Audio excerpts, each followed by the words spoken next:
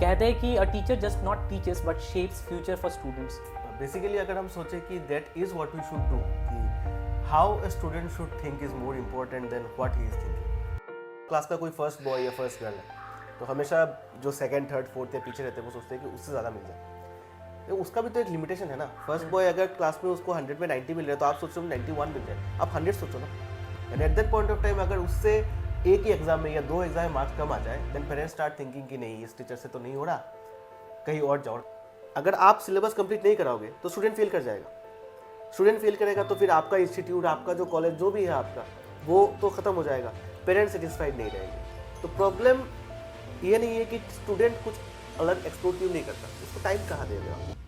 तो क्या अभी जो है सिस्टम एजुकेशन का सिर्फ मार्क्स तक सीमित है या फिर टीचर को उस जज्बे के साथ भी जाना चाहिए कि स्टूडेंट का जो नज़रिया है सोचने का वो भी बहुत ऊंचे स्तर पे बढ़ा दिया जाए? एक्चुअली प्रॉब्लम है थोड़ा। घर में यूनिट आ रहा है मीटर में, वो यूनिट से मेरा कितना पैसा निकलेगा, क्यों इतना यूनिट आया, वो मुझे पता ना हो चलेगा, लेकिन यूनिट का डेफिनेशन मुझे पता होना चाहिए। कि मैं डेफिनेशन लिख दूं मुझे 1 मार्क मिल जाएगा, लेकिन वो न्यूमेरिकल मुझे ना आए कोई फर्क नहीं पड़ता। फिर वही बच्चा घर आके मीटर देखना नहीं जानता। 10th पास कर लिए, ये क्या है, कितना आता है इसके यूनिट के, मुझे कुछ नहीं पता। टीचर्स का सिर्फ वैल्यू उतना तक ही रह गया है कि स्टूडेंट अगर मार्क्स ज़्यादा लाते हैं तभी टीचर्स का वैल्यू होता है। क्या हम उस सिस्टम में जीत रहे हैं जहाँ पे क्रिएटिविटी और इनोवेशन को एक्चुअली इग्नोर किया जाता है बहुत हद तक, सिर्फ टीचर पे इसीलिए भरोसा या फिर इसीलिए टीचर पर ट्रस्ट किया जाता है? अगर आप वो जिनको पढ़ा रहा है उनके मार्क्स अगर 80 90 या 100 आए, क्या उससे ज़्यादा इम्पैक्ट पड़ता है या फिर मार्क्स से ज़्यादा सिस्टम में ऐसे जीतना है कि इनोवेशन को ज़्यादा ग्रोथ मिले? ये तो आपने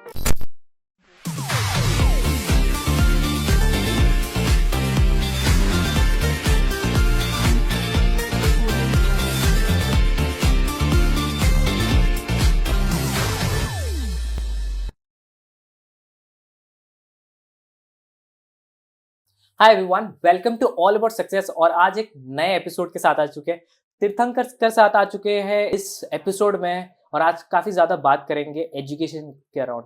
सबसे पहले तो स्वागत है आपका Tirthankar. Thank you so much for having me. सुना है मैंने आपके बारे में, we got in touch on Instagram and I saw your insta page, YouTube का चैनल भी देखा, so really lucky to be here.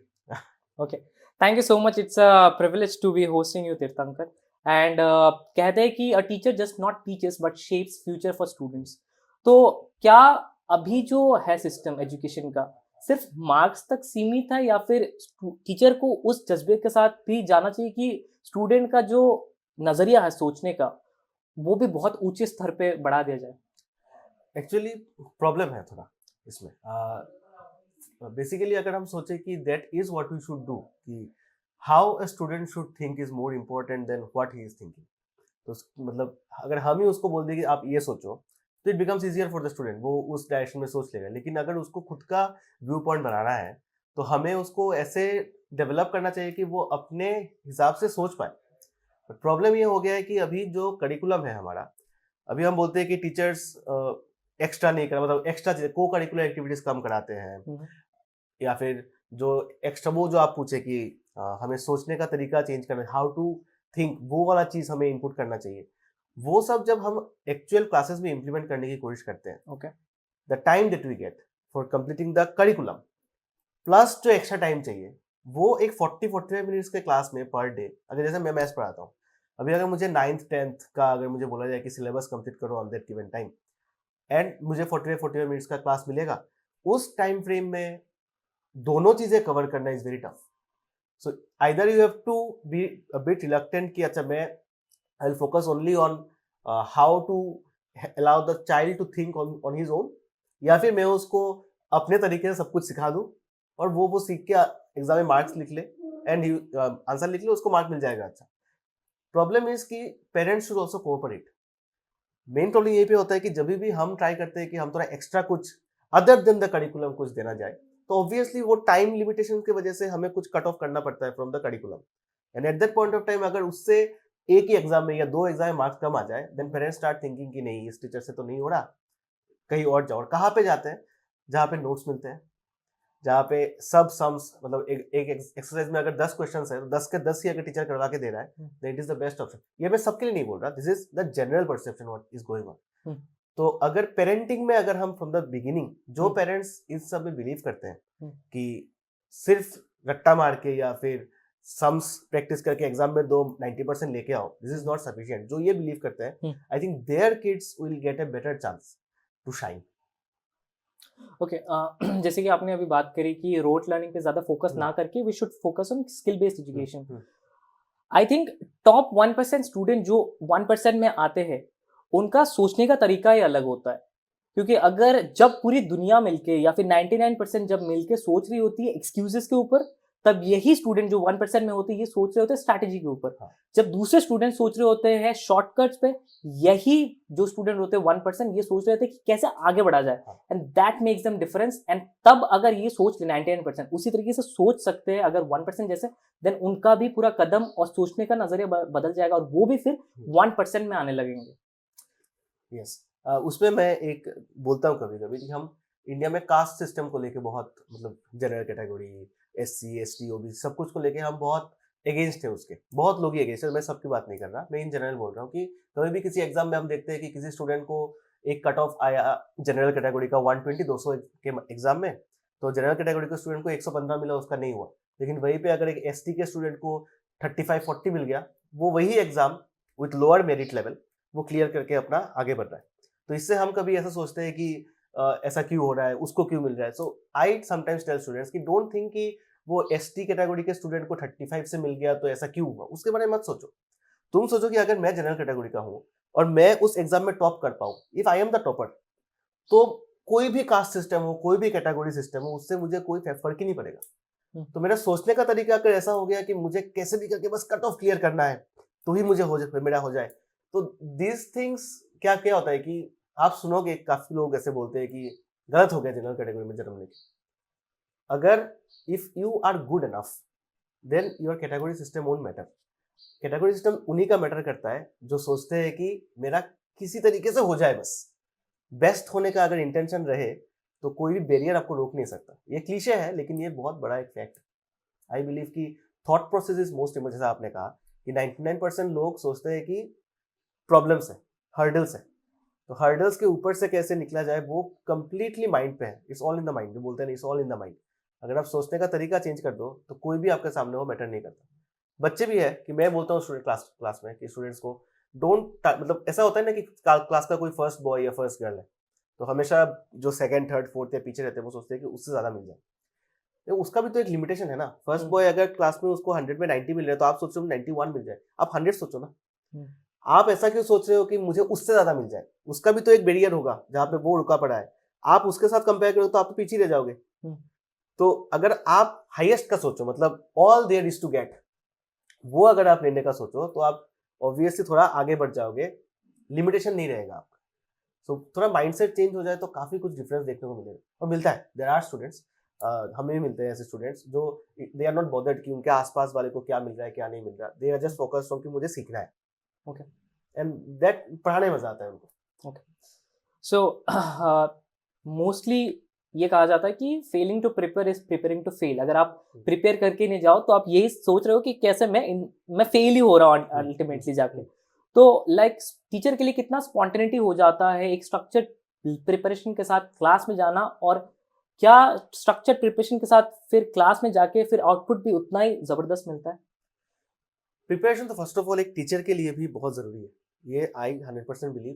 क्योंकि आप एवरी डे, मतलब बोलते हैं ना कि एक बुक को आप 5 बार पढ़ोगे तो 5 times you will get different output from the book. तो हम जो पढ़ाते हैं, मतलब कोई भी टीचर कुछ भी पढ़ाता हो, अगर वो सोचता है कि मैंने सीख लिया है, मुझे यही पढ़ाना है, मैं यही क्लास पढ़ाता हूँ, मैं एक बार मैंने सीख लिया, मैं 10 साल इससे पढ़ाता, and there are people who are doing this compare to that person. अगर कोई एवरी डे बिफोर क्लास, हमने देखा है हमारे NIT के प्रोफेसर थे धीमान सर बोल के, मतलब ही वाज एन एग्जांपल कि एवरी क्लास, दिन में अगर उनका 3-4 क्लास होता था, उनको सब कुछ पता है, he knows everything what is going to teach.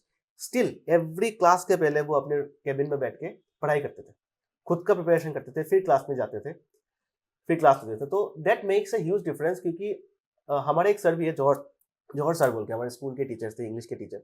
वो हमेशा बोलते थे कि homework is very important for teachers. As compare to students, क्योंकि टीचर अगर अपना होमवर्क ना करे तो क्लास में जाके वो आउटपुट देना एवरी सिंगल टाइम डिलीवर करना मुश्किल होता है।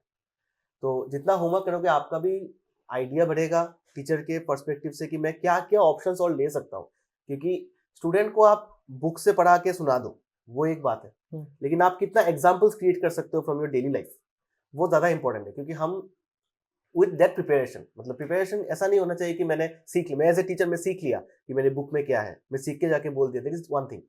मैं सीख के उसको अपने बच्चों के साथ कैसे कनेक्ट करवा पाऊँ ताकि वो समझ पाए कि हाँ इस चीज को जानने का नेसेसिटी है तभी जाके वो सीखेगा। जैसे मैं बोलता हूँ कि सपोज आपको किसी चीज का मैंने आपको सिखा दिया कि एक मेडिसिन है, उसका कंपोजिशन ये है, XYZ कंपोजिशन है, इतना mg होता है, आपने सीख लिया, कल आप भूल जाओगे क्योंकि आपसे नेसेसिटी नहीं है। लेकिन आज रात को, गॉड फॉरबिड, आज रात को अगर आपके घर के किसी का बहुत ज्यादा कुछ बीमारी हुआ और आपको वही मेडिसिन चाहिए, लेकिन आप गूगल सर्च करके जब आप उसका कंपोजिशन ढूंढोगे, सर्च कर, क्योंकि आपको वो नेसेसिटी है, एक बार जब आप वो निकाल लोगे तो आप कभी भी ये भूलोगे नहीं कि उस मेडिसिन में उस रात को मुझे वो मेडिसिन चाहिए था। वो नेक्स्ट टाइम आपके किसी दोस्त के घर पे होगा तो आप बिना गूगल किए आप उसको बोलोगे वो मेडिसिन लेके आओ, ये बिकॉज नेसेसिटी जहां पे होगा वहां पे पीपल विल लर्न। तो अगर मैं एक सब्जेक्ट पढ़ा रहा हूँ, जैसे पाइथागोरस थ्योरम हो गया suppose for example, Pythagoras theorem मैंने बोल दिया कि a² = b² + b², ये हो गया, स्टेटमेंट हो गया, कहाँ पे यूज करें इसको? मोस्ट ऑफ द टाइम्स ये होता है कि मैथ्स तो हम कर रहे हैं सर, कैलकुलस कहाँ यूज करेंगे डेली बेसिस पे, ये जियोमेट्री कहाँ यूज करेंगे, ये सब क्वेश्चंस आते हैं। तो as a teacher if I can tell them कि ये सम कर रहे हो ना, ये लाइफ में ऐसे यूज होगा, ये साइंस का ये पढ़ रहे हैं ना तो ये लाइफ में ऐसे यूज होगा, कल सुबह तुमने जो वो किया था उसके साथ ये यूज हुआ था उसका, नोइंगली और unknowingly we are using this things every single day. वो अगर स्टूडेंट को रियलाइज हो जाए तब जाके वो मजा लेगा ना उसमें। तो आई थिंक प्रिपरेशन उस तरीके से होना चाहिए, वो स्ट्रक्चर प्रिपरेशन होना चाहिए टीचर का, तब जाके स्टूडेंट का भी वो विजन आ जाएगा कि हाँ whatever I am doing is not बेकार का नहीं है, वो हर जगह यूज होता है। बस हमें टीचर्स का रोल यही होता है आई बिलीव कि वो दिखा देना स्टूडेंट्स को कि आप कहाँ इसको यूज कर पाओगे, ओके, सो दैट नेसेसिटी आ जाए एंड सीख पाए। ओके। सो आपने कहा कि टीचर्स को होमवर्क अच्छी तरह से करना चाहिए, they should be prepared well before hand. तो एक सवाल है कि जो फिनलैंड में है वहाँ पे नो होमवर्क पॉलिसी अडॉप्ट करते हैं ये लोग, एंड जो जापान हो गया वो सेल्फ डिसिप्लिन पे ऊपर ज़्यादा फोकस करते हैं। तो क्या इंडिया में कुछ ऐसे तरीके रिवोल्यूशनरी टेक्निक यूज़ नहीं करना चाहिए जिससे हम और भी ज़्यादा विकसित हो पाए? चेंजेस तो इंडिया में चाहिए, बहुत कुछ ही चाहिए, क्योंकि हमारा जो सिस्टम है वो हम कितना भी डिनाई कर दे कि ये NEP आएगा तो ये चेंज हो जाएगा।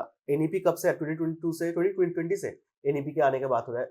अभी हमारे यहाँ पे तो किसी स्कूल में भी प्रॉपर NEP का इम्प्लीमेंटेशन नहीं हुआ, हो भी जाए देन ऑल्सो आई बिलीव कि चेंजेस होने चाहिए the way we teach and the way we want students to give the output. हमारा आउटपुट का वही होता है कि अगर मैं एक स्कूल चला रहा हूँ तो मेरा ये रहेगा कि मेरे स्कूल में जो 10th का रिजल्ट आया है या 12th का रिजल्ट आया है उसमें 90% कितने लोगों को मिला है, रेदर देन फोकसिंग ऑन कि हमारे यहाँ से जो स्टूडेंट्स निकले वो आगे जाके क्या करेंगे, वो उस 90% का कोई यूज है उनका या नहीं, वो माइंडसेट जब तक चेंज नहीं होगा कि हमें स्टूडेंट्स से क्या चाहिए, हम उसको सिखा रहे हैं, हमें रिजल्ट मिल रहा है 99%, 98% स्टूडेंट्स। जैसे मैंने लास्ट ईयर मेरा जो 10th का बैच था, आई think I posted, I forgot the exact number, 19 students में से 18 स्टूडेंट्स को 85% से ऊपर मिला था मेरे बैच से, साइंस बैच का मेरा बैच था। तो वो देखने में मैं भी उससे एडवर्टाइज किया मैंने, मुझे बहुत मतलब मजा आया कि हाँ ठीक है चलो इतना आएगा, मेरा नेक्स्ट टाइम शायद मुझे इसको देख के स्टूडेंट्स आएंगे मेरे पास। ये मार्केटिंग हम लोग करते हैं, सब करते हैं। तो जब मैंने ये किया तो उस टाइम के लिए तो हाँ it was exciting, but what about मतलब ये जो जिसको 85% मिला है, मुझे ही पता है कि इसमें से कितने लोग जाके आगे शाइन करेंगे और कितने लोग नहीं भी कर सकते इन दैट वेरी सब्जेक्ट जहाँ पे उसको 90 मिला है साइंस में। मुझे पता है कि मैंने उसको कैसे देखा है through out the last 2 years, preparation कैसा है, उसको 90% मिल गया होगा, लेकिन वो आगे जाके इसी सब्जेक्ट में काम कर पाएगा या नहीं वो भी मुझे पता है, because I know the ability. तो सिर्फ मार्क्स ड्रिवन अगर हो जाए हम और हमें लगे कि हाँ यहाँ से अच्छा मार्क आ रहा है तो यही पे सब कुछ बेस्ट होगा, ऐसा नहीं है। तो मार्क्स से ऊपर से हमें चेंज करना चाहिए, करिकुलम तो 100% चेंज होना चाहिए, बिकॉज आई बिलीव जो करिकुलम हम फॉलो कर रहे हैं वो स्पेशली मैं हायर सेकेंडरी में देखता हूँ, हमारे टीचर्स के यहाँ जब पढ़ते थे हम एट दैट टाइम, अभी भी सिलेबस तो हमारा सेम ही रहता है कि वो 10-20 साल में चेंज नहीं होता। हम जब पढ़ते थे हमें सर बोलते थे कि देखो कॉलेज में आए हो, जूनियर कॉलेज जो था सीनियर सेकेंडरी स्कूल, कॉलेज में आए हो, कॉलेज में सिलेबस खत्म नहीं होगा, पॉसिबल नहीं है, क्योंकि इतना वास्ट सिलेबस है हम्म। और टाइम इतना कम दिया गया है कि मतलब क्लास में आने के बाद फर्स्ट मिनट से लास्ट 3-4 घंटे का क्लास होता था हमारा, फर्स्ट मिनट से लेकर लास्ट मिनट तक बस टॉपिक के ऊपर ही डिस्कशन हो रहा है, उसका एप्लीकेशन क्या है, उसका मतलब अदर देन दैट बुक को छोड़ के डिस्कशन करने का टाइम ही नहीं। और टीचर उसमें क्या कर सकता है? अगर आप सिलेबस कंप्लीट नहीं कराओगे तो स्टूडेंट फेल कर जाएगा, स्टूडेंट फेल करेगा तो फिर आपका इंस्टीट्यूट, आपका जो कॉलेज जो भी है आपका, वो तो खत्म हो जाएगा, पेरेंट्स सेटिस्फाइड नहीं रहेंगे। तो प्रॉब्लम ये नहीं है कि स्टूडेंट कुछ अलग एक्सप्लोर क्यों नहीं करता, उसको टाइम कहाँ दे रहे हो आप? टीचर कुछ एक्स्ट्रा पढ़ाते क्यों नहीं, उसको टाइम कहाँ दे रहे हो आप पढ़ाने के लिए? आप करिकुलम ऐसा बनाओ कि स्टूडेंट को सब लाइफ एक्सपीरियंस करने का मौका मिले ना।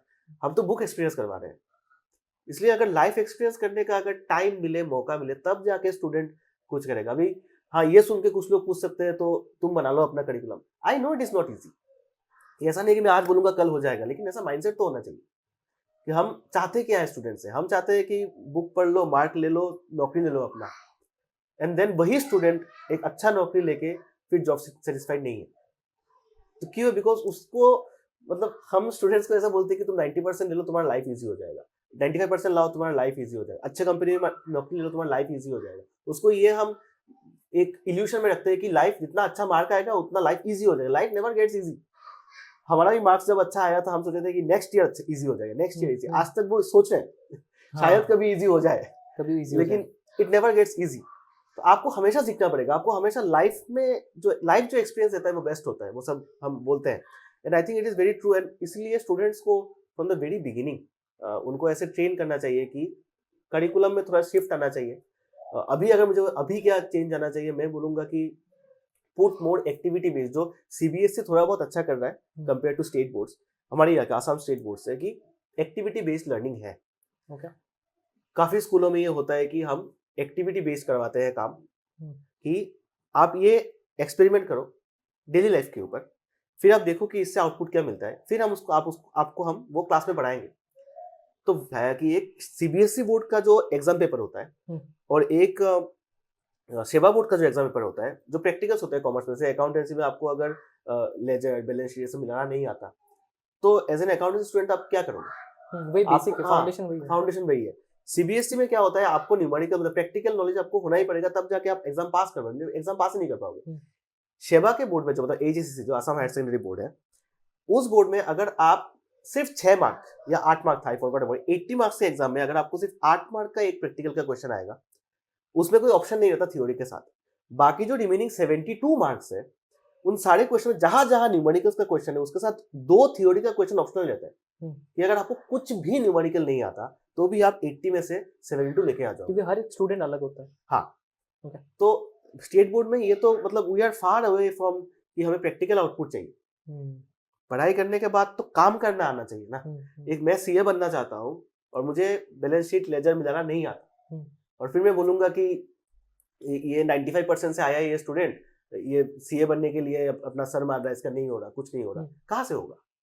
आप अगर सीखोगे ही नहीं, या फिर आपको अपॉर्चुनिटी दिया जाएगा कि आप ये बिना सीखे भी आपको 90% मिल सकता है, तो जो मार्क्स का आउटपुट आ रहा है वो is nowhere implicating, it is not implicating how the student is in all aspects. वो सिर्फ थ्योरी सीख के उसका काम बन रहा है। साइंस में भी सेम होता है, हमारा जो स्कूल का साइंस का एग्जाम होता है, आप न्यूमेरिकल्स देख लो। आज मैंने एनर्जी का चैप्टर पढ़ाया, एनर्जी कैलकुलेशन कैसे करते हैं वो तो मेरे घर में यूनिट आ रहा है मीटर में, वो यूनिट से मेरा कितना पैसा निकलेगा, क्यों इतना यूनिट आया, वो मुझे पता ना हो चलेगा, लेकिन यूनिट का डेफिनेशन मुझे पता होना चाहिए, कि मैं डेफिनेशन लिख दूं मुझे 1 मार्क मिल जाएगा, लेकिन वो न्यूमेरिकल मुझे ना आए कोई फर्क नहीं पड़ता। फिर वही बच्चा घर आके मीटर देखना नहीं जानता, 10th पास कर लिया, ये क्या है, कितना आता है, इसके यूनिट के मुझे कुछ नहीं पता। तो ये सब चेंज करना पड़ेगा कि हमें प्रैक्टिकल बेस्ड होना चाहिए। आई थिंक सेवा को और भी ज्यादा प्रैक्टिकल इनपुट देना चाहिए, and in addition to that teachers को प्रैक्टिकल सिखाना चाहिए, ट्रेनिंग प्रोग्राम होना चाहिए। प्रॉब्लम ये हो गया है कि and I don't blame teachers, क्योंकि एक टीचर अगर लास्ट 20-25 ईयर्स से सिर्फ थ्योरी पढ़ा रहा है, वो देख रहा है कि इसी से मुझे करवाना है, मुझे और कुछ कराना ही नहीं है, तो वो भी तो उसमें सीमित हो जाएगा ना। उसमें से 2-3 टीचर्स निकलेंगे जो who want to explore, but generally people will be like कि मुझे यही करना है। तो 25 साल बाद आप उसको अचानक जाके बोलोगे आप सब कुछ एक्टिविटी बेस्ड करवाओ, वो भी completely out of his comfort zone आ जाएगा। तो अगर हम टीचर्स को ट्रेन कर पाए कि हमें ये चीज सिखाना चाहिए, तो हम आपको ट्रेन करते हैं फ्रॉम द गवर्नमेंट साइड या from board side, then teachers can go ahead and do the same thing to students कि आप हमने ये सीखा है, आप भी हमसे ये सीखो, ताकि प्रैक्टिकल नॉलेज क्या होता है वो तो एटलीस्ट समझ में आए। That is I think is the first step that you can take कि प्रैक्टिकलिटी करो चीजों में rather than theory। So like आप तो कुछ इनोवेटिव टेक्निक्स की यूज करके पढ़ाते हो।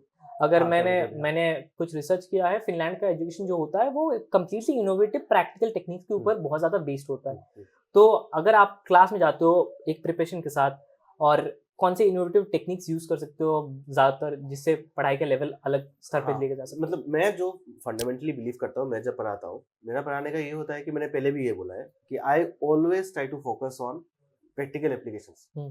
कि हम कैसे आपको, मैं जब आपको कोई भी टॉपिक पढ़ाऊँ, बिफोर स्टार्टिंग द टॉपिक या फिर व्हाइल डूइंग द टॉपिक, मैं कैसे आपको ये समझाऊँ कि ये मेरे लाइफ में कहाँ का यूज होने वाला है।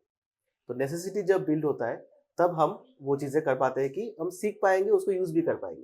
तो ये मेरा फंडामेंटल बिलीव है। उसके साथ में हम जैसे कुछ टेक्निक्स जो मैंने एबाकस का मेरा एक फ्रेंचाइजी था पहले, वहाँ पे भी हमने कुछ टेक्निक सीखा है कि हाँ Okay. ये इसको ऐसे करने से ब्रेन का थोड़ा डेवलपमेंट होता है, जैसे ब्रेन गेम्स होते हैं हम्म, वो सब भी हम कर सकते हैं क्लास में। या फिर लेफ्ट हेमिस्फीयर राइट हेमिस्फीयर का ब्रेन का दो पार्ट होता है, उसको कैसे एक्टिवेट करना होता है। फिर जैसे बोथ हैंड राइटिंग करना होता है। तो ये वही बोल रहा हूँ कि ये हम अगर एक्स्ट्रा करें, जब मैं एबाकस का वो कर रहा था तब वहाँ पे हमने वो स्टूडेंट्स को सिखाया। वही चीज मैं अगर क्लास 9th-10th में करने जाऊँ तो प्रॉब्लम होता है कि टाइम कहाँ है मेरे पास। स्टूडेंट्स स्कूल जाते हैं, स्कूल से आने के बाद ट्यूशन जाते हैं, ट्यूशन से आने के बाद दूसरा ट्यूशन जाते हैं, फिर घर जाते हैं, फिर थोड़ा पढ़ के सो जाते हैं। अगर मैं बोलूँ कि ठीक है आप स्कूल में आओ, हम आपको सब कुछ सिखाएंगे, आपको ट्यूशन की जरूरत नहीं है, फिर आप देखोगे पेरेंट्स छुप के उसी स्कूल के टीचर को, स्कूल अथॉरिटी को पता नहीं है, लेकिन छुप के ट्यूशन में दे रहे हैं। ये चल रहा है हमारे यहाँ पे। आप कहीं भी, जैसे मैं स्कूल का नाम नहीं लूंगा, वो जिनको पता है उनको होगा, XYZ स्कूल है, वहाँ पे ट्यूशन बैंड है। मतलब आप एज ए टीचर आप स्कूल में पढ़ाते हो तो आप इस स्कूल के स्टूडेंट्स को ट्यूशन में नहीं पढ़ा सकते। पहले कुछ सालों में ये बहुत हुआ था कि सब डरे हुए हैं कि नहीं ऐसा नहीं कर सकते, कहीं और पढ़ना है तो और भेज दो। 2-3 साल बाद सब कुछ नॉर्मल हो गया। स्कूल अभी भी अगेंस्ट है, लेकिन टीचर्स 50-60-100 स्टूडेंट्स पढ़ा रहे हैं अपने घर पे उसी स्कूल के स्टूडेंट्स को। तो मैं ये क्यों ला रहा हूँ, मतलब why I am bringing this, की ट्यूशन स्कूल, दिन में 2 ट्यूशन, स्कूल का 5-6 घंटा हम यहीं पे खा रहे हैं इसको। फिर स्टूडेंट के पास उतना एनर्जी नहीं है कि वो कुछ एक्स्ट्रा सीख ले, एक्स्ट्रा करिकुलर कर ले। फिर भी कुछ पेरेंट्स का वो होता है कि हाँ चलो हम एटलीस्ट संडे को ट्राई करते हैं। और प्रॉब्लम ये है कि कोई भी चीज अगर आपको सीखना है, अगर आपको अप्लाई करना है, वो संडे से नहीं होता। हमारा जो बचपन में जब हम आर्ट क्लास में जाते थे, पापा भेजते थे आर्ट क्लास में, तो संडे को आर्ट किया, वो नेक्स्ट संडे का होमवर्क देके दिए, वो सैटरडे नाइट को किया, फिर संडे चले गए। वो हफ्ते में सैटरडे नाइट और संडे मॉर्निंग ये होता था। हाँ। इससे कभी सीखते नहीं है हम, नहीं। जब तक हमें जरूरत नहीं होती हम सीखते नहीं है। तो वही चीज हो रहा है यहाँ पे। अगर मैं, जैसे हम कोचिंग भी करते हैं कॉम्पिटिटिव एग्जाम का, उसमें स्टूडेंट्स आके बोलते हैं सर ट्रिक सिखाओ, कॉम्पिटिटिव एग्जाम में ट्रिक्स चाहिए होता है। तो हम बोलते हैं कि ट्रिक्स तो मैं सिखा दूंगा, तुम आज जान लोगे, लेकिन जितना टाइम तुमने 10-15 सालों से तुमने जो नॉर्मल कैलकुलेशन करने का टेक्निक सीखा है, उसको तुम आज तक मास्टर नहीं कर पा रहे। तुम सोच रहे हो कि मैं एक ट्रिक बोल दूंगा और इससे तुम्हारा सब कुछ सॉल्व हो जाएगा, ऐसा नहीं होता। We need practice. तो कोई भी चीज अगर हमें नया इंप्लीमेंट करना चाहिए, which we try, but maybe being very honest, बहुत कम टाइम होता है मेरे पास कि मैं शायद 2-3 महीने में एक दिन क्लास में मैं एक लेक्चर देता हूँ रिगार्डिंग दीज थिंग्स, कि आप ये टेक्निक फॉलो कर सकते हो, वो टेक्निक। मैं ये नहीं बोल ही नहीं सकता कि मैं डेली बैठ के स्टूडेंट्स को 15 मिनट 20 मिनट में कुछ अच्छा सिखाता हूँ, टाइम ही नहीं होता हमारे पास। क्लास में जाने के बाद मैं 2.5 घंटा क्लास कराता हूँ, 9th 10th 11th 12th। Class में जाने के बाद जो रश स्टार्ट होता है कि मुझे ये करवाना है, इतना सम करवाना है, ये सब साइंस में पढ़ाना है, 2.5 घंटा कैसे जाता है आई हैव नो आइडिया। 2.5 घंटा हो गया, students are going back, class खत्म। और मैं तो after every class I think कि आज तो मुझे जो पता था, जो मैं लास्ट 5 साल से करवा रहा हूँ, वही मैंने आज फिर से करवाया। What new, nothing new. तो थोड़ा टाइम मिले, करिकुलम जितना वास्ट है। प्रॉब्लम ये हो गया ना, हम class 4th 5th 6th 7th में इतना कम इनपुट देते हैं स्टूडेंट्स को सीखने के लिए, तब वो बहुत फ्री होता है। पेरेंट्स बोलते हैं कि सर 7th तक तो बहुत अच्छा मार्क मिलता था, 9th और 8th में आके अचानक क्या हो गया, मार्क्स नहीं मिल रहा, क्यों? करिकुलम सडनली वास्ट होता है। और 11th 12th में जाके student feel like they are at ocean. Why? Because 10th तक जो सिलेबस था इन कंपैरिजन टू 11th कुछ नहीं था। Okay. वो ग्रेजुअल इंक्रीज नहीं है, एंड सिंस ग्रेजुअल नहीं है, जब छोटे होते हैं बच्चे तो खेलने कूदने का टाइम मिलता है, एक मिडिल फेज आता है हाई स्कूल वाला, उसमें उसको मतलब 9th 10th सेकेंडरी लेवल वाला, तब वो थोड़ा पढ़ाई पे फोकस करता है, थोड़ा बहुत करिकुलम हाई होता है, इंक्रीज होता है, 11th 12th में जाके तो इट्स लाइक ह्यूज। तो स्टूडेंट्स को टाइम ही नहीं मिलता, एक बार जब वो 8th या 9th पे आ जाता है उसके बाद उसके पास टाइम नहीं है एक्स्ट्रा कुछ सीखने का। और आप 4-5 के बच्चे को कितना सिखा लोगे, उसका भी तो एक कॉग्निटिव एबिलिटी है, वो क्रॉस हो जाएगा तो उसको भी आप वो 15 16 17 18 साल का होगा तो आपको उसको नया चीज और सिखा पाओगे जो आप बचपन में नहीं सिखा पाओगे। लेकिन उसको टाइम मिलना चाहिए ना, आप उसको टाइम ही नहीं दे रहे हो। सीबीएसई का मैंने एक चीज देखा है, वो लोग अभी कर्टेल कर रहे हैं सिलेबस, व्हिच आई बिलीव कि मुझे पर्सनल ओपिनियन में ये है कि जो वो कर्टेल कर रहे हैं वो नहीं करना चाहिए था। देयर आर अदर टॉपिक्स जो आप कर्टेल कर सकते हो जो उतना इंपॉर्टेंट नहीं है, बट फिर भी they are what they are trying to do is, जो इतना मतलब 350-400 पेज का बुक था उसको वो अभी 200 पेज का कर रहे हैं। आई थिंक ये उनका थोड़ा अच्छा है, क्योंकि अभी सेवा के बोर्ड में वही 15 चैप्टर्स के 15 चैप्टर्स है, सीबीएसई में वो 12 चैप्टर्स हो गए हैं। I don't know what they are planning next, but उन्होंने थोड़ा करिकुलम छोटा किया है। तो अभी क्या होता है, सीबीएसई के स्टूडेंट्स को जब आप 1 साल पढ़ाओ, वो करिकुलम खत्म करने में 1 साल नहीं लगता। Then you can put more focus on the practical applications, extra techniques, वो सब। तो आई बिलीव कि स्टेट बोर्ड को तो काफी इंप्रूवमेंट करना पड़ेगा इस केस में, ताकि हम एज टीचर्स ऑल्सो, जिनका मन है सिखाने का, कि हम सिखाना चाहते हैं एक्स्ट्रा कुछ, थोड़ा स्टूडेंट्स के साथ एक ऐसा टाइम नहीं मिलता कि हम स्टूडेंट के साथ पूरा एक क्लास बात कर लें, just general discussion about life, वो भी नहीं होता। तो उसके लिए टाइम चाहिए होता है। आई थिंक वो बहुत इंपॉर्टेंट है कि करिकुलम को थोड़ा शिफ्ट किया जाए। सो लाइक आपकी बातों से कुछ चेंजेस हमें कर सकते हैं, हम एजुकेशन में रिवोल्यूशन ला सकते हैं। थोड़ा सोच को हम अगर बदल दें और अप्रोच को बदल के चले, then it will make the complete holistic advancement in life. Yes, of course. Okay, so Albert Einstein ने कहा था कि everybody is a genius, but if you judge a fish by its ability to climb a tree, it will think its whole life believing that it is stupid. और अभी अगर मैं question आपको एक चीज पूछूं कि हमारा जो इंडियन एजुकेशन है वो स्टैंडर्डाइज्ड बेस्ड एजुकेशन पे फोकस करता है, जबकि हर एक को जज करने का तरीका अलग हो सकता है, हर एक का पोटेंशियल अलग है, ठीक है। तो क्या स्टैंडर्डाइज्ड एजुकेशन हम अचीव करने की कोशिश कर रहे हैं? अगर कर ही रहे हैं तो उसका इम्पैक्ट क्या आने वाला है? हम यहाँ पे हमारे यहाँ पे ना एजुकेशन को हम लिटरेसी के तौर पे देखते हैं कि मुझे पढ़ाई लिखाई आता है। Education, I don't believe education is just कि मैं बुक्स पढ़ सकता हूँ कि नहीं, मुझे साइंस आता है कि नहीं, मैथ्स आता है कि नहीं। Education is everything, you can educate people on everything. आपको कंटेंट क्रिएशन अच्छा लगता है तो आप कंटेंट क्रिएशन करो, आपको, क्योंकि ये तो हमारा आज का सोशल मीडिया ने जो बूम जो लाया है इन द लास्ट 5-10 ईयर्स, हमारे यहाँ पे जो आया है, वो इससे content creation is become one of the largest paying industries in the country now. आपको स्पोर्ट्स पसंद है, आप स्पोर्ट्स में जाओ, आपको म्यूजिक पसंद है, म्यूजिक में जाओ, बहुत सारे तरीके हैं। प्रॉब्लम यह हो रहा है कि हम जो स्टैंडर्ड मतलब जो एजुकेशन फॉलो कर रहे हैं, वो सिस्टम जो फॉलो कर रहे हैं, उसमें हम वही अलाउ को करिकुलर एक्टिविटीज कि हाँ आप ये को करिकुलर एक्टिविटी करो, वो करो, लेकिन उसमें आपको मार्किंग सिस्टम, मतलब उससे आपको हम जज नहीं करते। वो सही है, हाँ ठीक है, मेरा बेटा आर्ट सीखता है, वो उसका को करिकुलर हो गया ना। वो जब मेन करिकुलम होगा तब जाके हमें पता चलेगा कि हाँ कि इस स्टूडेंट को XYZ सब्जेक्ट पसंद है तो उसको ये पढ़ने दो, उसको बाकी चीजों में मत देखो। एक स्टूडेंट को अगर म्यूजिक पसंद है तो उसको म्यूजिक करने दो। Let us bring in degrees, जो हम बोलते हैं डिग्री बहुत इंपॉर्टेंट होता है हमारे यहाँ पे कि नौकरी मिलना चाहिए, नहीं चाहिए। अगर इतना ही इंपॉर्टेंट है तो डिग्री उसमें लाओ ना, and make all these degrees have equal values. उसको वेटेज सेम नहीं होगा। तो आज मेरे पास एक, मैंने गाने में मेरा 7th ईयर का मैं पास हूँ, मुझे एक सर्टिफिकेट है, मैं वो जाके कहीं पे दिखाऊंगा कंपेयर टू मैंने मुझे एक नौकरी चाहिए, जॉब चाहिए, तो और कंपेयर टू मुझे एक ग्रेजुएशन का मेरे पास डिग्री है, म्यूजिक का ग्रेजुएशन डिग्री है, उसमें से हमेशा मुझे म्यूजिक का जो मतलब ग्रेजुएशन का जो डिग्री है या फिर मास्टर डिग्री का जो सर्टिफिकेट है, उसका वैल्यूएशन हमेशा हाई होता है कंपेयर टू कि मैंने किसी स्कूल से जाके, मतलब म्यूजिक स्कूल से जाके मैंने एक डिग्री लिया है। वो धीरे धीरे चेंज हो रहा है, बिकॉज आई हैव सीन कि न्यू स्टार्टअप्स जो है जो आ रहे हैं, they are trying to hire people based on skill more than based on their certificates और मार्क्स क्या हो रहे हैं वो।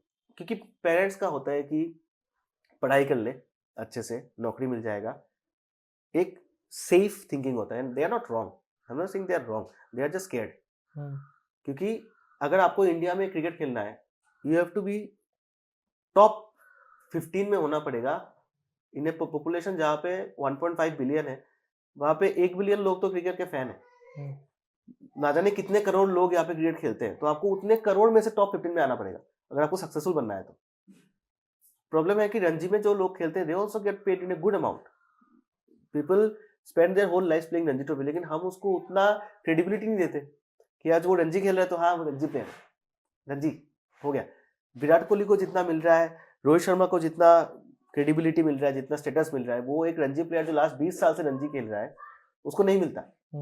There been variety of reasons जिसके लिए वो इंडियन टीम में नहीं खेल पा रहा, may be abilities, may be politics, whatever, वो मुझे नहीं है। बट अगर हम उसको भी एक इक्वल रिस्पेक्ट देना शुरू करें कि हाँ रणजी में जो खेल रहा है उसको एक अलग रिस्पेक्ट दे कि हाँ वो रणजी प्लेयर है, almost equivalent to our national team players, वो चीज अगर हम सब फील्ड में करें ना, कि जिसको हम बोलते हैं कि अच्छा ये आर्ट क्लास है उसका, वो आर्ट कराता है, वो पार्ट टाइम होता है, वो आप उसको रेस्पेक्ट दो, उसको आप, we all after everything we do we are searching for respect, कि हम क्या करने से हमें सोसाइटी में रेस्पेक्ट मिलेगा। तो आई थिंक वो अगर हमारा एजुकेशन सिस्टम ये कर पाए कि give equal respect to every single field, not just literacy, पढ़ाई नहीं, all the other co curricular activities जो हम स्कूल में कराते हैं, कराटे सिखा लिया, क्योंकि डिफरेंट स्कूल्स में बहुत को करिकुलर एक्टिविटीज होते हैं, कराटे क्लास होता है, म्यूजिक क्लास होता है, योगा क्लास होता है, फिर आपका क्या कहते हैं स्पोर्ट्स का अलग से पीरियड्स होता है, लेकिन उन सब में आपको कोई अलग से कोई सर्टिफिकेशन नहीं दे रहा। आपको सर्टिफिकेट एक ही मिलेगा, वो मिलेगा आपको आपका जो आपने इंग्लिश, मैथ, साइंस, बायो ये सब पढ़ा है उसका। अगर आपको सब में सर्टिफिकेशन मिले तो आपको भी एक कॉन्फिडेंस आएगा, नहीं मैंने जो ये किया है ना इसका एक आउटपुट मिला है मुझे, फिजिकल हार्ड को भी मुझे एक आउटपुट मिला है जो मैं फ्यूचर में यूज कर सकता हूँ। तो पेरेंट्स को भी एक बैकअप मिलेगा कि हाँ नहीं इन सब में भी अभी हम जा सकते हैं, we can look towards it. तो पेरेंट्स भी सेफ फील करेंगे, और जब पेरेंट्स सेफ फील करते हैं I think kids will even shine further, क्योंकि उसको अगर लगता है कि मेरे पेरेंट्स मेरे बैकअप में है, then I can go far ahead, तो उसको डर नहीं रहेगा। And when you lose fear then you achieve great things. यहाँ पे क्या होता है कि आई थिंक टीचर्स का भी जो रेस्पेक्ट है ना, वो डिपेंड करता है वो कौन सा क्लास पढ़ाता है। इंडिया में आप यूनिवर्सिटी लेवल में मास्टर डिग्री के स्टूडेंट्स को, पीएचडी के स्टूडेंट्स को पढ़ा रहे हो तो आपका बहुत इज्जत है, पैसा भी आपका ज़्यादा है उसमें। आप केजी क्लास के स्टूडेंट को पढ़ा रहे हो तो आपका इज्जत उतना नहीं है सोसाइटी में। यहाँ वो तो किंडरगार्टन में पढ़ाता है, वो प्ले स्कूल में पढ़ाता है, और वो 9th-10th पढ़ाता है, ये तो 10th-12th पढ़ाता है, तो 10th-12th वाले का इज्जत ज़्यादा है, पैसा ज़्यादा है कंपेयर टू 9th-10th वाले का। तो इससे क्या होता है कि एवरी टीचर जो यूनिवर्सिटी लेवल पे पढ़ा लेगा ऐसा नहीं है। हर डॉक्टर्स हर डिजीज को क्योर नहीं कर सकता, जैसे हर टीचर हर सब्जेक्ट को या हर लेवल पढ़ा नहीं सकता, उसका एक एक्सपर्टीज होता है। ऐसा नहीं है कि जैसे if I talk about my self, मैं 8th, 9th, 10th ये सब क्लासेस में लास्ट 5 ईयर से पढ़ा रहा हूँ, तो मेरा एक्सपर्टीज उसमें जितना बन गया है, अब अगर अचानक से मुझे ग्रेजुएशन में जाके मैंने जो पढ़ा था वही मुझे पढ़ाना है ना, it will take years, few years to get to that level. तो इसका मतलब ये नहीं है कि मुझे नॉलेज नहीं है या फिर मेरे जैसे लोगों को नॉलेज नहीं है, they also have the knowledge, they can also deliver, but it will take time. आपका एक्सपर्टीज कहाँ है, where you feel comfortable, that is more important. As a teacher मैं इस चीज को पढ़ाने में मुझे बहुत मजा आता है। मैं मैथ्स बैकग्राउंड का नहीं हूँ, मैं बायो बैकग्राउंड का हूँ। I teach maths, why? Because I love teaching maths, इसलिए मैथ्स पढ़ा, लास्ट 5 ईयर से मैथ्स ही पढ़ रहा हूँ। मैंने पढ़ाई बायोलॉजी में किया है। तो वो जो एक मतलब टीचर्स के लिए फ्री विलिंगनेस होना चाहिए कि मुझे ये पढ़ाना है, मुझे पसंद है, साथ में रेस्पेक्ट भी चाहिए। मैं ऐसा नहीं बोला कि टीचर्स को रेस्पेक्ट नहीं मिलता, teachers get respect, but when it comes to the monetary level, it is very very very weak। इतना तो एटलीस्ट नहीं होना चाहिए। अब ऐसा मत करो, एक मतलब क्या बोलूँ, I don't want to compare professions, but there are some professions जो जिसको हम फिर से वही बोलते हैं कि इस प्रोफेशन को हम उतना ऊंचा नहीं देखते। Many people earn way more than a teacher. अगर स्कूल्स, प्राइवेट स्कूल्स जो एबल है, जिनके पास एबिलिटी है, जिसके पास 1000, 1500, 2000 बच्चे हैं जो पढ़ रहे हैं, वो स्कूल्स अगर टीचर्स हायर करके उनको ज़्यादा पैसा देके पढ़ा पाए, तब देन यू विल सी कि वो जो ट्यूशन वगैरह है वहाँ पे भी एक कम होगा, मतलब वो क्रेज कम होगा कि मुझे घर जाके। तब आप ये भी देखो कि एक teacher in school will give much more, जब उसको पता है कि this school is my banking, ये मुझे बैक कर रहा है पूरा, मुझे इतना पैसा दे रहा है पढ़ाने के लिए, तो मैं पढ़ाऊंगा भी उतना अच्छा। आउटपुट अगर मुझे अच्छा मिल रहा है तो मैं इनपुट भी ज़्यादा ही दूंगा ना। मुझे पता है कि मुझे यहाँ से 5000 रुपये मिल रहे हैं, मैं यहाँ से अगर स्टूडेंट्स को कन्वर्ट कर दूँ अपने ट्यूशन में तो मुझे वहाँ पे 50,000 रुपये मिलेगा, तो मेरे लिए वो इंपॉर्टेंट होता है। And that's why you will see many teachers doing this. मतलब I have also experience the same thing when I was a teacher. मैं देख रहा था कि मेरे जो कोलीग्स हैं, या फिर मतलब डायरेक्ट कोलीग्स नहीं, from other schools, variety of schools, class में कम पढ़ाते हैं और ट्यूशंस में आने के लिए इनडायरेक्टली स्टूडेंट्स को बोलते हैं ट्यूशंस में आओ। ये सब क्यों हो रहा है? Just because the teacher is not getting paid well. अगर उस टीचर को 50,000 रुपये सैलरी मिलता है इंस्टेड ऑफ 10,000, तो वो ये नहीं करता क्योंकि उसको पता है कि यही उसका मेन है। तब जाके I think we will see variety, मतलब थोड़ा स्टेबिलिटी मिलेगा टीचर्स को। जब टीचर को स्टेबिलिटी मिलेगा देन प्रोडक्टिविटी भी बहुत ज़्यादा हो जाएगी। बहुत ज़्यादा हो जाएगा। And I think this is very important. हम बोलते हैं but it is also tough for a private school, क्योंकि मुझे ऐसा लगता है कि व्हेन यू वांट कि एक टीचर को अच्छा सैलरी दे, हमें फीस भी ज़्यादा कलेक्ट करना पड़ता है। जैसे हमारा होता है, हम जो यहाँ पे टीचर्स को जो हमारे यहाँ पे टीचर्स पढ़ाते हैं हमारे एकेडमी में, हम वही करते हैं।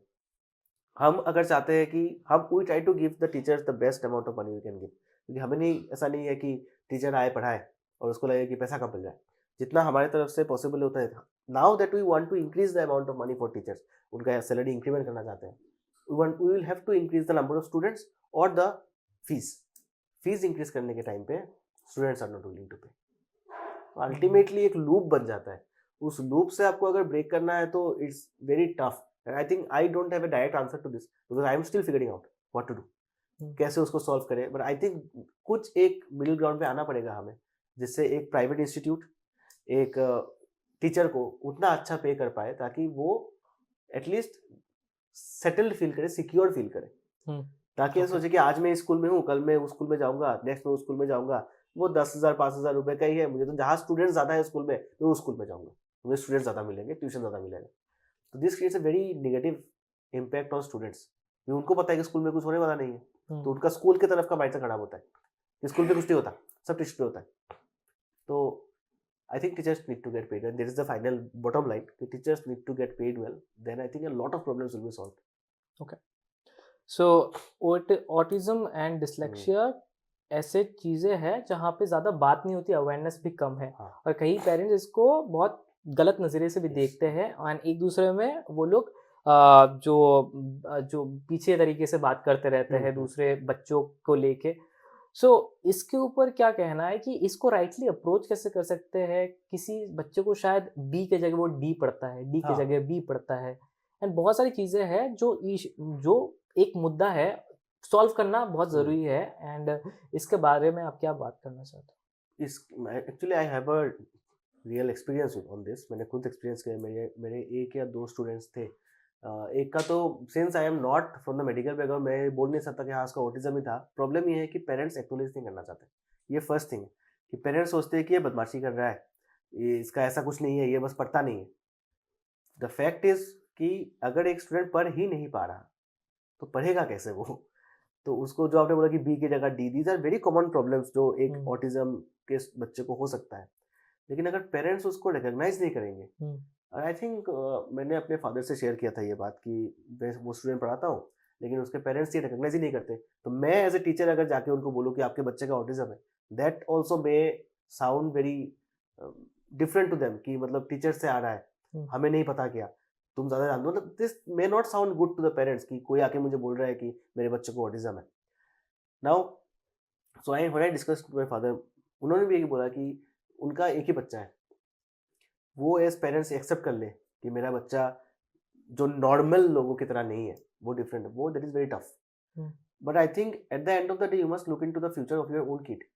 अगर आप उसको अभी इग्नोर कर रहे हो, उसको डांट रहे हो कि क्यों पढ़ाई नहीं करता, क्यों पढ़ाई नहीं करता, उसको नॉर्मल स्कूल में एडमिशन दे रहे हो जहाँ बाकी जो बच्चों का कोई ऐसा कोई प्रॉब्लम है नहीं, वो इजीली कर रहा है, वो देख रहा है मेरे साथ वाले सब ये इजीली कर रहे हैं, मैं ही नहीं कर पा रहा, उसका तो और भी कॉन्फिडेंस डाउन हो जाएगा जो भी थोड़ा बहुत था। तो आई थिंक जो स्पेशल स्कूल्स हैं, पेरेंट्स नीड टू एक्नॉलेज कि मेरे बच्चे का प्रॉब्लम है, एंड उससे शर्म, मतलब if you start feeling ashamed कि मेरा बच्चा ऐसा है, मुझे शर्म है, तब तो आपको बच्चे को भी और शर्म आएगा। यू फील कि इट्स नॉर्मल, हो सकता है किसी को भी कोई बीमारी हो तो हम डॉक्टर के पास जाते हैं ना, थोड़ी है कि मुझे बुखार हुआ मैं डॉक्टर के पास नहीं जाऊंगा, मुझे आई फील अशेम्ड। नो, इसको अगर बच्चों को अगर कोई प्रॉब्लम है तो आप उसको जहाँ पे उसको पढ़ाई सही होगा स्पेशल स्कूल में लेके जाओ, जहाँ पे उसको टीचर्स ट्रेंड है टू टीच देम। मैं ट्रेंड नहीं हूँ टू टीच स्पेशल किड्स। मेरे पास मैंने जब उसको पढ़ाया I was trying different ways, but I know कि मैं उस पर ट्रेंड ही नहीं हूँ। आई ट्राई टू, वैसे टू दो स्टूडेंट्स है, करेंटली भी एक स्टूडेंट है जो मतलब I believe parents should recognise but at the same time मैं जाके डायरेक्टली बोल नहीं सकता, I don't know how will they take it. तो I think it's very important for parents to recognise कि हाँ मेरे बेटे में प्रॉब्लम है, बेटी में प्रॉब्लम है, and we will, because special schools available है, ऐसा नहीं है कि स्पेशल स्कूल्स अवेलेबल नहीं है. Just don't be ashamed of it, face it, क्योंकि उससे आपके बच्चे का फ्यूचर बेटर हो जाएगा. क्योंकि आप उसको अगर, वही आपने बोला ना, इफ यू जज the ability of fish to climb a tree, तो वही हो रहा है उसके साथ भी. वो कुछ और करने के लिए है, वो ये सब करने के लिए नहीं आया है, और उसको आप डाल रहे हो 1000 बच्चा है एक स्कूल में, 999 बच्चे को ये आता है, उसको अकेला उसको बी और डी के डिफरेंस समझ नहीं आता. तो आप सोचो उसका कॉन्फिडेंस लेवल कहाँ तक गिरेगा. एंड द सोल रिस्पॉन्सिबिलिटी, मतलब जो मेन रिस्पॉन्सिबिलिटी है वो पेरेंट्स का है. आप रिस्पॉन्सिबल हो जाओगे अगर आपका बच्चा फ्यूचर में कुछ ना कर पाए. तो उसके लिए अभी आपके मन में थोड़ा वो खराब लग सकता है कि मेरा बेटा ऐसा हो गया, या मेरे बेटे को ऐसा क्यों है, इसके लिए आप उसको छुपा के रख रहे हो. अल्टीमेटली जब आप नहीं रहोगे तो उसको रहना पड़ेगा, तो उसके लिए तो आप बना के जाओ. तो this will be my advice to parents की जिनका भी अगर आपको थोड़ा भी डाउट है कि ऐसा हो सकता है मेरे बच्चे में, go and get them check. Psychologist के साथ बात करो, साइकेट्रिस्ट के साथ बात करो, गेट देम चेक. अगर ऐसा है तो you give them the proper treatment that they need, rather than hiding it और बोलना कि उसको मार रहे हो, पीट रहे हो, क्यों पढ़ाई नहीं करता तू, उसको मतलब पूरा दिन डांटते रहते हो, क्यों पढ़ाई नहीं करता. This things will just be worse and worse for the kid. तो रिकॉग्नाइज एंड ट्रीट मस्ट. तो पेरेंट्स का कॉन्फिडेंस बच्चे में होना बहुत ज़्यादा ज़रूरी है, Yes. और उसको आगे बढ़ाना, क्योंकि हाँ. अगर आप ही नहीं सोचोगे कि मैं छलांग नहीं मार सकता तो क्या ही होगा. हाँ. तो छलांग मारना मतलब ऊंचे लेवल पे, स्तर पे, क्योंकि आपका बच्चा भी कल को ऊपर ही जाने वाला है कहीं पे इम्प्रूव करके. सो शाहरुख खान क्या कहते हैं कि अगर आप चांद के लिए छलांगे नहीं मारोगे, then how would you believe that you are the best. एंड तब आप 10वें माले भी क्यों, 20वें माले हाँ. तक भी नहीं पहुंच पाओगे. And every day will feel that everybody else other than you is genius, but you are also genius. You have to believe in yourself, and everybody will be genius or is genius. It's okay, you have to believe in yourself, and then you will succeed in life. Yes, very true, very true. I agree 100%. So like union budget के हिसाब से 25-26 जो 2025-26 का budget है education sector में, last year से लेके इस साल बढ़ा है 6.22%. इट्स रफली around 1,28,650 crore. Now education system में और भी जीडीपी का बजट इंक्रीज होना चाहिए, या फिर किस चीज़ों पे आपको लगता है कि इम्प्रूव होने से बहुत बेहतर होता? दो चीज़ें हैं. आई थिंक एक तो इंफ्रास्ट्रक्चर हो गया, and I think the state government specially is doing a lot. वो डिफरेंट स्कूल्स में अभी रिनोवेशन करवा रहे हैं, रिकंस्ट्रक्शन हो रहा है, नए फैसिलिटीज़ मिल रहे हैं. But at the same time teachers को भी ट्रेंड होना पड़ेगा. आप टीचर को स्मार्ट बोर्ड दे रहे हो, टीचर को स्मार्ट बोर्ड यूज़ ही नहीं करना आता. आप टीचर को इनोवेटिव टेक प्रोडक्ट्स दे रहे हो जो उन्होंने कभी देखा ही नहीं है. तो I think it is very important कि आप टीचर्स को भी सिखाओ, स्पेंड एक्सटेंसिवली ऑन दैट, कि टीचर्स कैसे सीख ले. टीचर्स जब सीख जाएंगे अच्छे तरीके से, देन वो स्टूडेंट्स को दिखाएंगे, उसका यूज़ भी होगा. नहीं तो आप देखना किसी स्कूल में जाके स्मार्ट बोर्ड है, वो 2-3 साल से बंद पड़ा है, उसको कभी यूज़ ही नहीं किया है. And I am not only talking about government schools, ऐसे प्राइवेट स्कूल्स भी है. जैसे ओनर ने खरीद के दिया टीवी, स्मार्ट बोर्ड लगा क्लास में, यूज़ करने के लिए कोई नहीं है.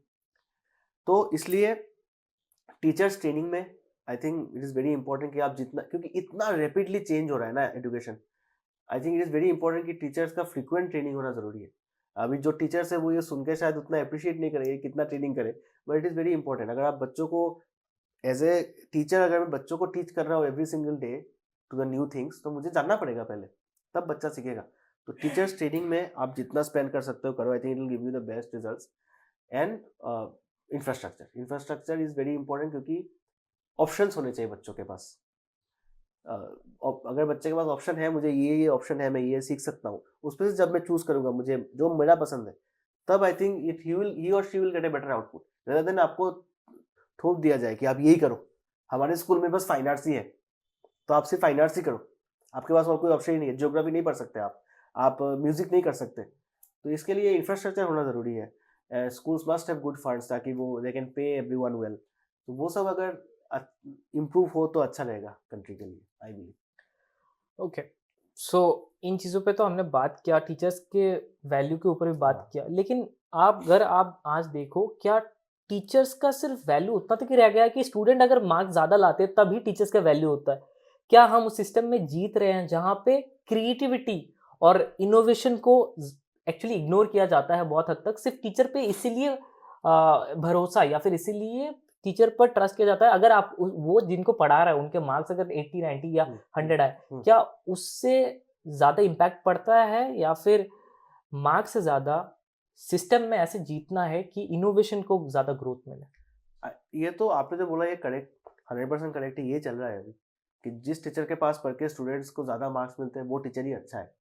ये एक माइंडसेट है हमारा सबका। एक दायरा बना दे बना दिया, हम नहीं बनाया ये कि XYZ टीचर है, उनके पास लास्ट ईयर 50 स्टूडेंट पढ़े थे, उसमें से 35 स्टूडेंट को डिस्टिंक्शन मिल गया, तो हम भी वही पे जाएंगे क्योंकि वो कुछ शायद ऑब्वियसली कुछ ऐसा पढ़ाते होंगे।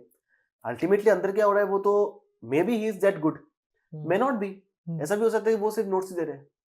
तो मार्क्स से हम जज कर लेते हैं कि स्टूडेंट भी कैसा है, टीचर भी कैसा है। दोनों बस स्टूडेंट के मार्क्स से जज हो जाता है। तो अभी I think one good thing that is happening is social media. तो यहाँ पे आप अभी देखोगे कि teachers are teaching in a variety of innovative veg.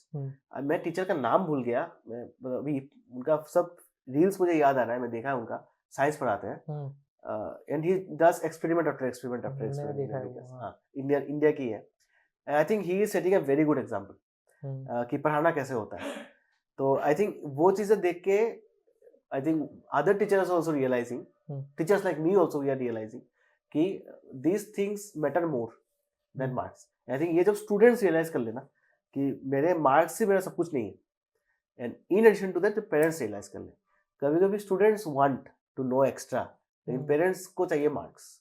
ये भी एक प्रॉब्लम है। मैंने एक सिचुएशन है जहाँ पे where things shocked me a lot कि पेरेंट्स को इतना क्रेज है मार्क्स से। एक रियल इंसिडेंट है, I was present in this situation. एक मदर ने अपने बेटे को बेटा ऑलरेडी क्लास में फर्स्ट था, उसको फिर से फर्स्ट पोजीशन उसको मिलना चाहिए फर्स्ट पोजीशन, उसके लिए वो माँ स्कूल में गई, स्कूल के एक स्टाफ से, मतलब नॉन टीचिंग स्टाफ से, उन्होंने क्वेश्चन पेपर प्रिंट करवा के पैसा देके स्कूल से लेके आई, बच्चे को दिया, लड़का पढ़ा, फिर से फर्स्ट हुआ।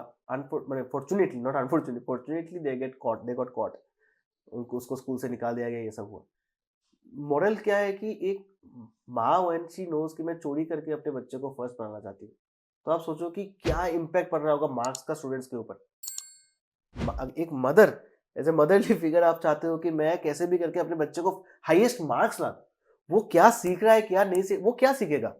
आप जब उसको इस चीज पे बैक कर रहे हो कि तू चोरी कर, मैं क्वेश्चन चोरी करके लाके दूंगी तुझे, तू पास कर, ये एक साइड है। और and obviously there are parents who are more involve इनकी, मेरे पास भी आते हैं कि साहब उसको समझा दो, वो उसको कितना मार्क्स आता है वो हम नहीं देख रहे अभी, उसको बस आप समझा दो कि वो समझ पा रहा है कि नहीं या समझ पा रही है कि नहीं, वो आप देख लो, क्योंकि उसका इंटरेस्ट नहीं है या ये नहीं है वो नहीं है, हमें बस चाहिए कि वो इंटरेस्ट ग्रो करे उसमें।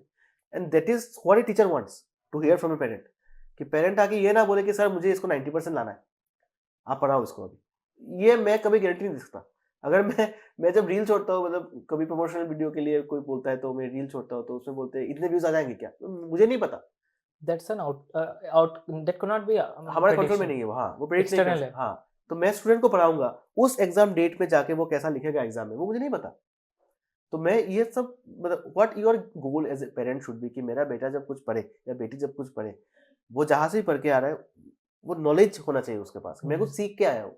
rather मैं कुछ रट्टा मार के आ गया, मैं वही लिख सकता हूँ, कॉपी कर सकता हूँ, कॉपी कैट नहीं That's not an intelligence. हाँ, दैट इंटेलिजेंस नहीं है। तो आई थिंक वो पेरेंट्स का भी वो होना कि what they want out of their kid, वो समझना है। I think everyone should understand कि concept is more important than your marks. अभी ज्यादातर क्या हो जाता है कि commit to the memory and vomit to the paper. हाँ, वही कमिट एंड वोमिट, वो मतलब everyone is doing this except for a few. और जो ऐसा नहीं करते ना, मतलब हमारा एक दोस्त था, वो उसको फर्स्ट आने का कोई क्रेज नहीं था, वो आ जाता था first, and he was different and we used to love that about him. उसको ऐसा नहीं है कि मैं क्लास में सब सम कर लूंगा, ये सीख लूंगा, वो तो नहीं था ऐसा। ही जस्ट हैड फन लर्निंग। और उसको देख के पता चलेगा आपको, ऑलवेज हैप्पी, वो सीख रहा है, कर रहा है, और ऑटोमेटिकली फर्स्ट भी आ रहा है। और जो सेकंड है उसका दिमाग खराब हो रहा है कि मैं सेकंड क्यों, मैं क्यों नहीं फर्स्ट आ पा रही। मतलब वो पढ़ाई, what you want out of your education, that's important. तो वो पेरेंट्स का तो फर्स्ट रोल होता है उसमें, सेकंड टीचर्स का, क्योंकि बच्चा बचपन में बच्चा ये समझ नहीं पाता, तो teachers and parents have the first role कि आप समझाओ बच्चे को कि एक्चुअली में क्या सीखना है। उसके बाद बच्चा जब बड़ा हो जाएगा उसको समझ में आ जाएगा कि जो मुझे सिखाया गया है वो सही है कि गलत है। तो आई थिंक वेरी इंपॉर्टेंट कि हम वो फोकस करें कॉन्सेप्ट के ऊपर। I always believe concept wins every time. जिसके पास कॉन्सेप्ट है वो जिंदगी में जीतेगा, किसी भी चीज़ का, सिर्फ पढ़ाई करें। जिसके पास कॉन्सेप्ट ही नहीं है, सिर्फ देखा है उसने कहीं पे ऐसा होता है, मैं वही कॉपी कर दूँ यहाँ पे भी, हर जगह पे हर चीज़ काम नहीं करेगा। तो कॉन्सेप्ट इज किंग। तो आप सिर्फ मार्क लाने पे विश्वास मत करो, हाँ लेकिन चीज़ों पे, दूसरे चीज़ों पे करो, नहीं तो आपका जो गाड़ी है, आप उठे हो पॉइंट ए के लिए, आप शायद पॉइंट जेड पे चले हाँ जाओगे। हाँ एग्जैक्टली। तो चीज़ें वही होगी। हाँ ओके, ये डिस्कशन से हम लोग उम्मीद कर रहे हैं कि आप लोगों को बहुत ज़्यादा इनोवेटिव तरीके से सोचने का मदद मिले, जो भी स्टूडेंट्स इस वीडियो को देख रहे हो, एंड पेरेंट्स को भी नए तरीकों से, नए अप्रोच से अपने बच्चों को हैंडल करने का भी वो अपॉर्चुनिटी आप खुद में आप मैनेज करो। And it was a complete an ocean of knowledge from this episode. Tirthankar, it was a complete privilege to host you. Thank you so much, बहुत मजा आया बात करके। I could open up on so many things. मतलब you don't get opportunity to express so much so often, so it was a really good experience. All about success में हम यही कोशिश करते हैं कि आके हमारे जो भी गेस्ट है वो ओपन अप होके पूरी जो भी है वो शेयर करें हमारे साथ, और ये प्लेटफॉर्म से हम और भी नए नए एपिसोड्स लाएंगे। Thank you so much for watching this video till the end.